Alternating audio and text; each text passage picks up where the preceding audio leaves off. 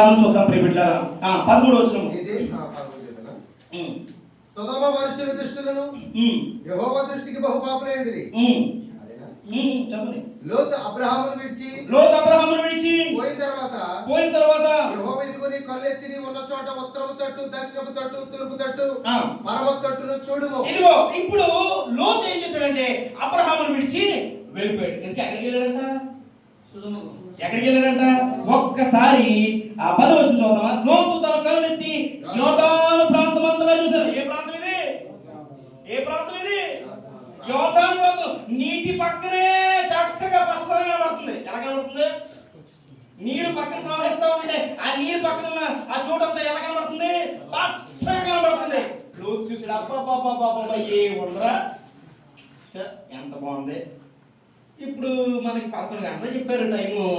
అయ్యగారు వాళ్ళు కాకినాడ నుంచి 6 గంటలు బయలుదేరినా 7 గంటలు బయలుదేరినా 5 గంటలు పడేస్తుంది. ఈలోగా పలానా మీటింగ్కి వెళ్ళి వచ్చేసామంటే అక్కడ చాలా చక్కగా ఉంది కదా. అప్పుడు దీనికి లాస్ట్లో అందుకున్నా పర్లేదు, మన అయ్యగారు ఇవ్వాలి, మన అయ్యగారు కదా. లాస్ట్లో అందుకున్నా పచ్చగా కనబడుతుందంట యోర్దాను ప్రాంతం అంతా. చదువు. ఆ యోర్దాను ప్రాంతం అంతా కంటిన్యూషన్. యోర్దాను ప్రాంతం అంతా చూసాను. యెహోవా సొదొమ గొమొర్రా పట్టణం నాశనం చేయక మునుపు సోయాలకు వచ్చే వరకు యెహోవా తోట వలెను ఐగుప్తు దేశం వలెను నీళ్లపాలు దేశమైండెను. ఎలా కనబడుతుందంటే అది యెహోవా తోట. ఎలా? ఏ తోట అది? దేవుడి తోట. మనకు కూడా అనిపిస్తుంటది ఇది దేవుడి పిలుపు. ఏది దేవుడు నీకు ఇచ్చిన దర్శనం పక్కన పెట్టేసి, దేవుడు అప్పుడు నాకు జ్ఞానం లేనప్పుడు దర్శనం ఇచ్చాడు. ఆ దర్శనం నాకు జ్ఞానం లేక ఇదే అనుకున్నాను, ఇది కాదు. ఇప్పుడు తెలిసిన నాకు ఇంకా పచ్చగా కనబడుతుంది, ప్లెయిన్ గా కనబడుతుంది, ప్రశాంతంగా కనబడుతుంది. ఆ ప్రాంతానికి వెళ్ళిపోతాం. అదే నా సరైన దర్శనం. దర్శనాన్ని మార్చేసుకుంటున్నాడు లోతు. ఇది ఏమనుకుంటున్నాడంట? అది యెహోవా తోట. ఐగుప్తు దేశం వల్ల నీళ్లు పారు దేశం ఉండెను. కాబట్టి లోతు తనకు యోర్దాను ప్రాంతమంతటిని ఏర్పరచుకుని తూర్పుగా ప్రయాణం చేశాను. అట్లు వారు ఒకరికొకరు వేరైపోయి. ఇప్పుడు చూడండి, ఇప్పుడు లోతు ఎంచుకున్న ప్రాంతం ఎలాంటి ప్రాంతం తెలుసా? ప్లెయిన్ గా ఉంది. ప్రాంతం అంతా సాఫీగా కనబడుతుంది, పచ్చదనంగా కనబడుతుంది, ప్రశాంతంగా కనబడుతుంది. ఆ ప్రాంతానికి వెళ్ళిపోయాడు. ఆ ప్రాంతం యోర్దాను ప్రాంతం నుంచి తూర్పుగా ప్రయాణం చేయగానే అక్కడ సొదొమ గొమొర్రా అనే ప్రాంతం ఉంది. ఆ ప్రాంతంలో టెస్ట్ చేసేసుకున్నాడు. ఎవరు? లోతు. చూసినప్పుడు ఎలా ఉంది? అద్భుతంగా ఉంది. అబ్రహాం అన్నాడు, ఇదిగో నీ కళ్ళ ముందు చాలా ఉంది, ఎక్కడ ఎగురుతావు? ఎక్కడ ఎగురుతావు? ఎగురు అంటే ఇదిగో నాకు విశాలమైన ప్రాంతం కావాలి, అక్కడ ఎగురుతాను అంటున్నాడు. ఈ లోతు విశాలమైన ప్రాంతంగా ఉంది, అక్కడ ఎగురుతాను నేను. నా ఎవడు ఎగురుతాడు ఇక్కడ అని అంటే, సరే నువ్వు అది ఎగురు అన్న తర్వాత అబ్రహాం ఎంచుకున్న ప్రాంతం ఏం ప్రాంతం తెలుసా? చూద్దాం ప్రియబిడ్డలారా. అబ్రహాం ఎంచుకున్నాం. కాబట్టి లోతు తనకు యోర్దాను ప్రాంతం అబ్రహాం కానానులో నివసించి పర్యటన. లోతు ఆ మైదానమందు పట్టణముల ప్రదేశంలో డైరెక్ట్ 16 రోజుల నుంచి చూద్దాం. నేను 16 మరియు నీ సంతానము భూమి మీద నుండి రేణువులు అక్కడ భూమి మీద నుండి రేణువులు లెక్కింపగలిగిన ఎడల నీ సంతానము కూడా లెక్కింపవచ్చును. నీవు లేచి దేశం యొక్క పొడుగును ఎడల్పు దానిలో సంచరించుము. అది లిఖించదని అబ్రహాముతో చెప్పాను. అప్పుడు అబ్రహాము జాగ్రత్తగా. అప్పుడు అబ్రహాము ఎప్పుడు దేవుడు చెప్పాడు ఏమని? బండ సందుల్లో ఎగిరే పావురము నాకు ఇష్టం, అది మనోహరమైంది, దాని ముఖం మనోహరము, దాని స్వరము మధురము. అబ్రహామా నువ్వు అలాంటి పావురం వలె ఉంటావా అని అడిగాడు. ఎస్, నేను అలాగే ఉంటాను అన్నాడు. అప్పుడు అబ్రహాం ఎంచుకున్న ప్రాంతం ఏంటో తెలుసా? చూద్దాం ప్రియబిడ్డలారా.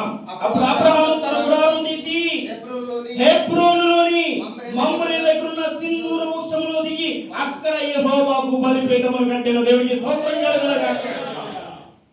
ఎందుకీ హెబ్రోను దేని సదృశ్యం చెప్తాను.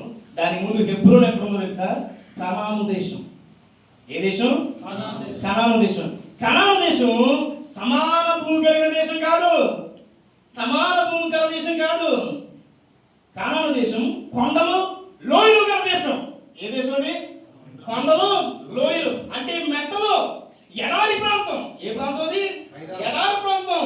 ఒక కొండ ఉంటది, ఎత్తు పల్లాలు ఉంటది, సమాన భూమి ఏముండదు. ఇప్పుడు అబ్రహాం ఆ భూమి మీదకి వెళ్తే నలుగుతాడా లేకపోతే సుఖపడతాడా?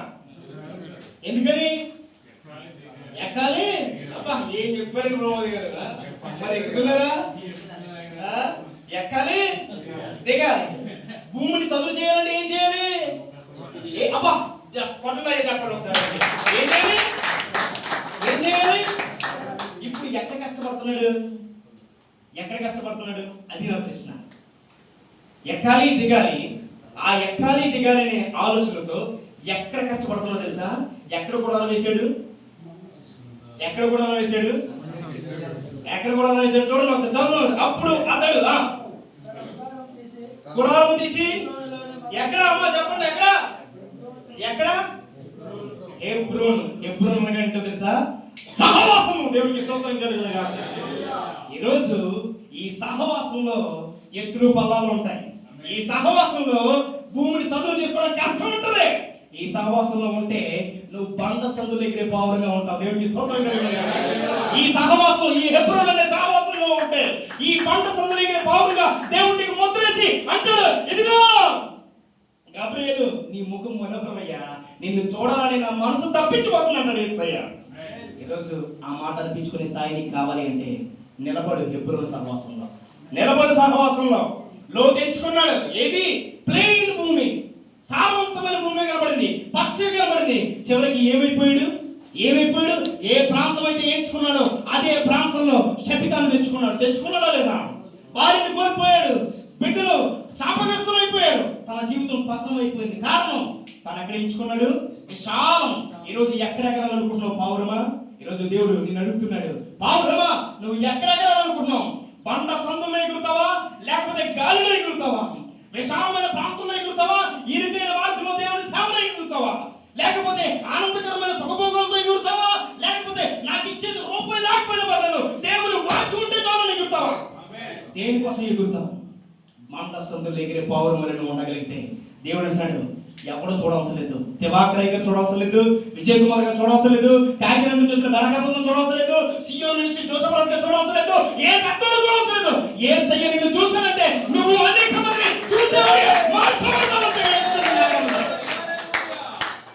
అవుతారా అలాంటి పావురాలుగా? అవుతారా అలాంటి పావురాలుగా? ఉంటారా సహవాసంలో? ఉంటారా సహవాసంలో? కొండలు ఉంటాయి, మెట్లు ఉంటాయి, సారవంతమైన భూమి కాదు ఇది, దున్నే భూమి. పట్టుకొని ఉంటారే, ఆ పట్టుకొని నడుము వంచాలి, ఆవిడ పట్టుకొని కోయిలెక్కాలి. మీతో పాటు పరిగెత్తడానికి మేము సిద్ధం, మాతో పాటు నిలబడడానికి మీకు సిద్ధమైతే ఈ రోజు ఒక తీర్మానం తీసుకో. Take your right decision. ఏంటంటే అల్ప ముందు అడుగుతున్నారు, తీసుకో సరైన తీర్మానం. ఆపై ఇంకా లోతు స్వభావం. లోతులో ఉంటావా, అబ్రహాములో ఉంటావా? ఈ రోజు అబ్రహాం కోసం చెప్పుకోగలుగుతున్నాం. అబ్రహాము విశ్వాసమునకు కర్త, అబ్రహాము తండ్రి అని చెప్పుకుంటున్నాం. నీ కోసం రాబోయే తరం నా సేవకుడు అభిషేకించబడిన తండ్రి అని చెప్పుకోవాలి. అలా చెప్పవాలి అంటే అబ్రహాము బండ పీఠంలో ఎగిరాడు, బండ సందులో ఎగిరాడు. ఈ రోజు నువ్వు ఎక్కడ ఎగురుతావు? ఎక్కడ ఎగురుతావు?